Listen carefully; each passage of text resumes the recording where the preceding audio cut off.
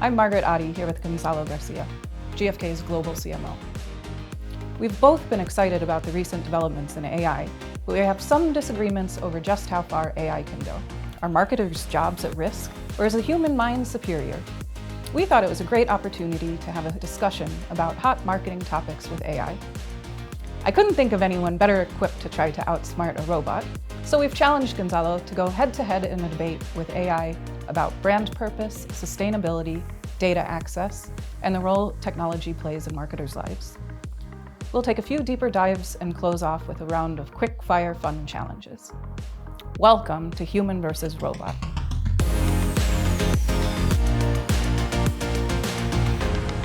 So Gonzalo, how are you feeling? Nervous?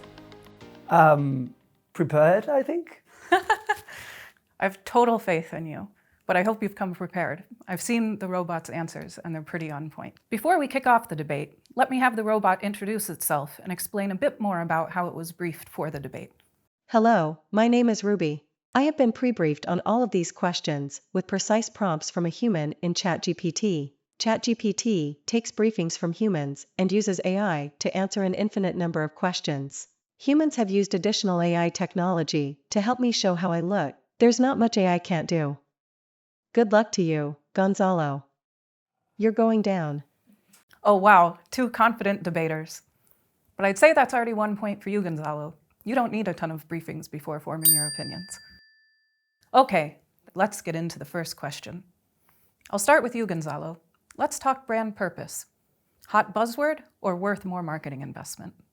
Well, I think that brands that can prove that they actually care about a purpose and they have clarity of purpose can definitely drive more revenue and customer loyalty. So yes, I would definitely advise marketing leaders to allocate more budget because it will drive long-term profitability. But it must be a company-wide initiative. Do you have any data to show that it's worth the investment, or is this more of a long-term play?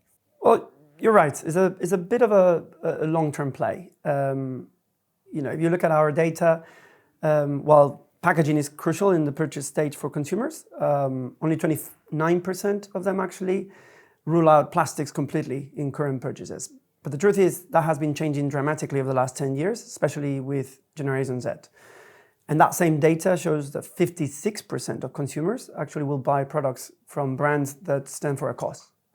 So I think, marketeers that can actually drive, brand purpose and show that they stand for a particular cause like sustainability or others can definitely win over customers. They can bring, brand equity, and with that comes revenue and so on. So definitely I think the investment is solid and it will have an investment return. Sounds worth the spend. Ruby, over to you. Would you invest more in brand purpose?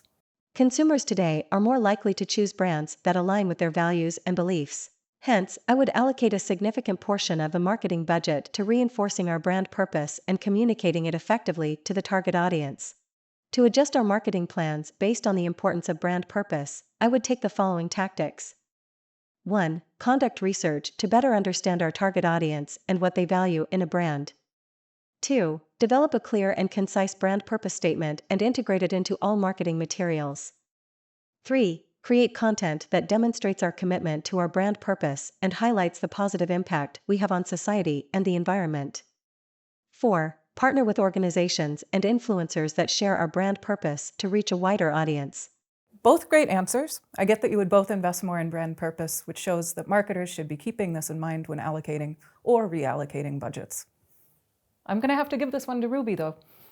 It was a bit long-winded, but she had a pretty concrete action plan. But I really liked all the data that you provided. Gonzalo, you touched on sustainability in your answer on brand purpose. I'd like to talk more about that. How much should brands be focusing on sustainability in their marketing efforts? And how does it impact the brands that consumers choose? I definitely think brands and companies overall need to invest in sustainability, and it's certainly a great opportunity for marketeers to make an impact. If you look at one of our many sustainability studies called Green Gauge, 71% of the consumers globally say that they care about companies' environmental actions when it comes to their choices. Another study from NIQ in the US, so specific to US consumers, shows that 78% of the consumers actually care about a sustainable lifestyle.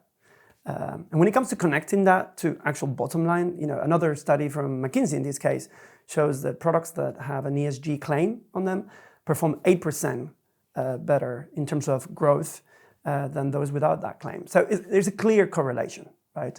Now, in order to get this right, companies have to look at it from full operation, from packaging, shipment, back office, etc., processes. So it's not something to be done tactically. It has to come from the very top. Now, when that happens, marketeers have a golden opportunity to really elevate those environmental actions, sustainable claims, and so on in their campaigns to really connect with consumers and win them over. So definitely think it's something to invest on in the year or years to come, and I definitely think that it will hit the bottom line in a positive fashion. Great answer. Ruby, over to you. I believe that sustainability is becoming increasingly important for consumers and is having a significant impact on their purchasing decisions. To support sustainable initiatives, marketers can take the following steps. 1. Communicate the brand's commitment to sustainability. 2. Promote sustainable products. Highlight the eco-friendly features of products, such as energy efficiency, recyclability, and use of environmentally friendly materials. 3. Collaborate with sustainable organizations or participate in initiatives that promote sustainable practices. 4. Educate consumers about the impact of their purchasing decisions and the benefits of sustainable products. 5. Lead by example. Implement sustainable practices within the company, such as reducing waste, reducing energy consumption, and using environmentally friendly materials. By taking these steps, we can not only support sustainable initiatives, but also build a more sustainable and responsible brand that resonates with consumers and drives business growth.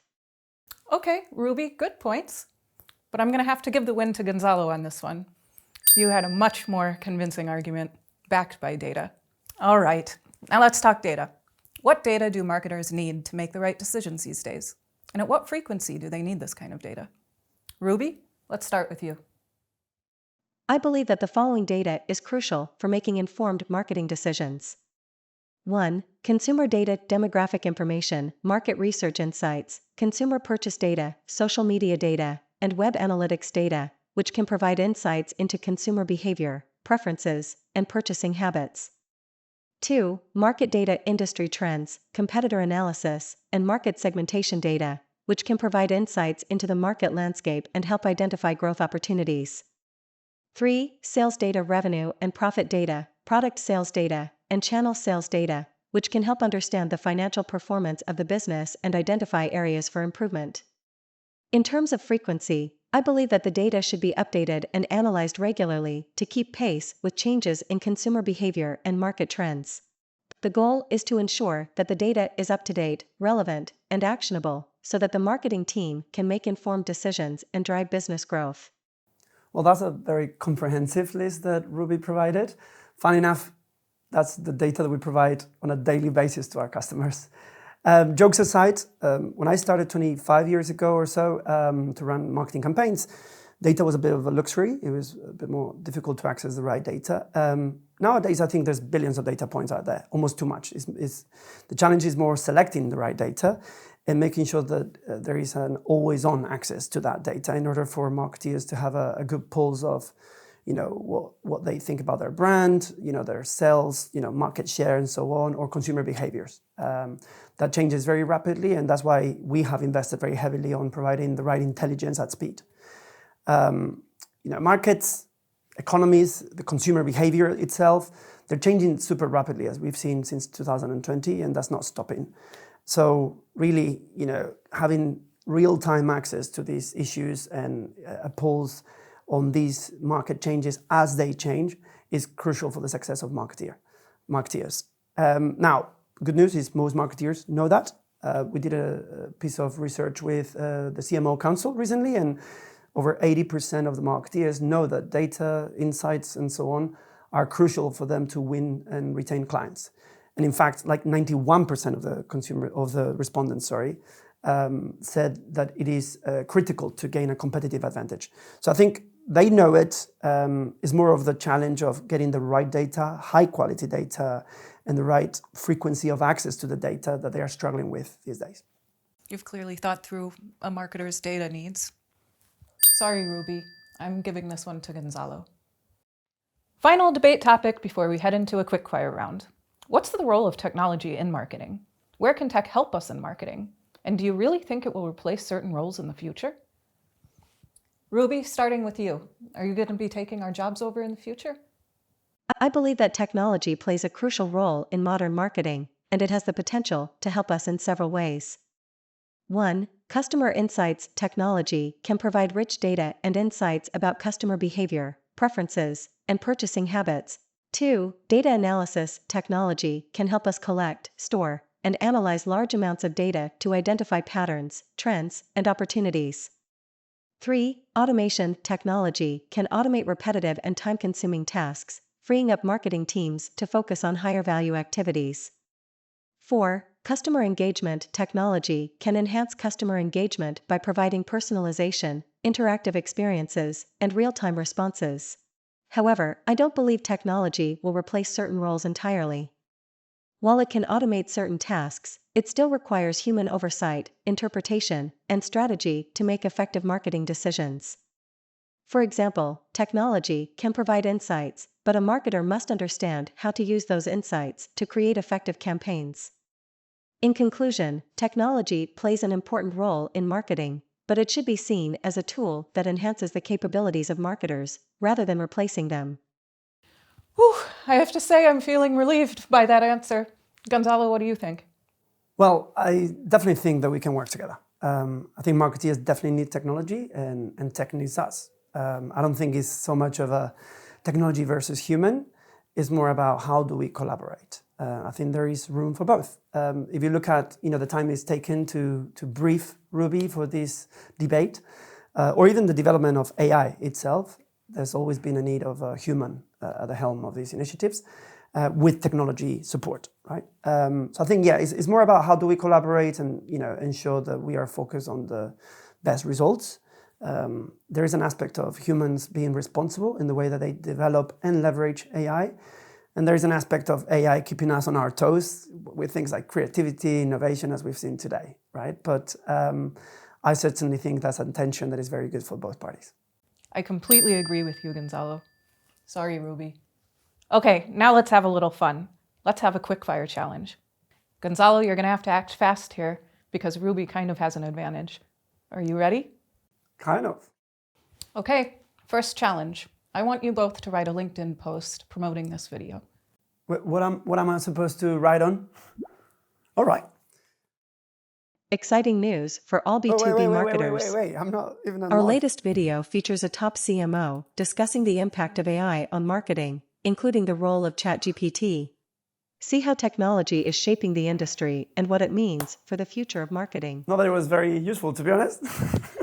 Gonzalo, you're going to have to act faster than that. Okay, next challenge. What's one place where AI can replace us? Ruby, give Gonzalo a chance to reply first. Automating repetitive tasks, the stuff that we hate. Ruby? AI can replace you everywhere. That's rude! Point for Gonzalo. Okay, you two, next challenge. What's smarter, AI or birds? Birds. What? Gonzalo, you're going to have to explain yourself on this one. I just randomly read an article that refers to a professor in Iowa or something that said, definitely AI doesn't get more smarter than pigeons. Like pigeons can, do trial and error, memorize stuff and so on. So, I would say birds. That sounds very questionable. Ruby, what do you have to say? As an AI language model, I do not have emotions or intelligence in the traditional sense. However, I have been trained on a diverse range of information and can generate answers to a large number of questions, which pigeons are not capable of doing. Oh, come on, Ruby. That was a non-answer. And Gonzalo, you sound like you really winged it.